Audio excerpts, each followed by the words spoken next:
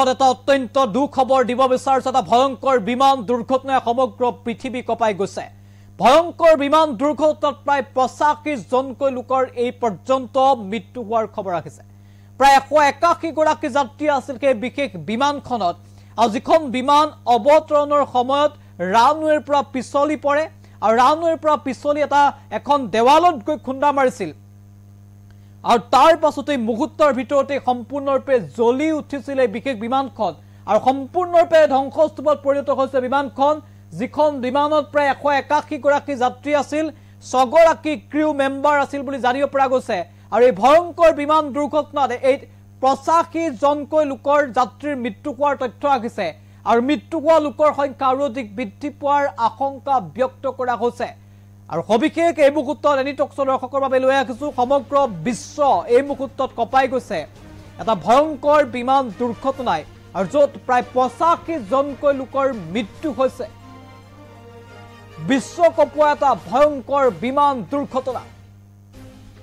এই দুৰ্ঘটনাটো সংঘটিত হৈছে দক্ষিণ কোৰিয়াত মৃতকৰ সংখ্যা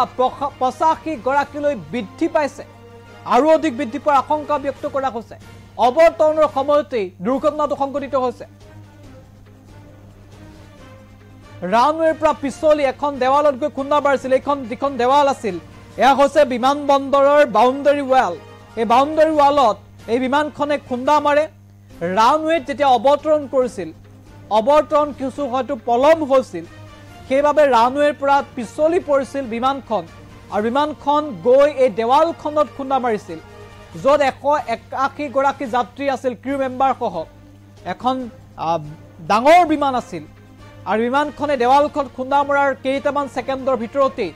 জ্বলি ভস্মীভূত হৈছে ততাতৈয়াকৈ উদ্ধাৰ অভিযান চলোৱা হৈছিল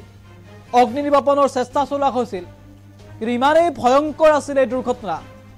যে বহু লোকৰ মৃত্যু হৈছে আৰু এই পৰ্যন্ত যি তথ্য আমি লাভ কৰিছো প্ৰায় 85 গৰাকীকৈ লোকৰ মৃত্যু হোৱাৰ খবৰ আহিছে আৰু এই ভয়ংকৰ দুৰ্ঘটনাটো সংঘটিত হৈছে দক্ষিণ কোৰিয়াত আজি ঘটনাই সমগ্ৰ পৃথিৱী এই মুহূৰ্তত কঁপাই গৈছে আৰু সমগ্ৰ বিশ্বজুৰি এই মুহূৰ্তত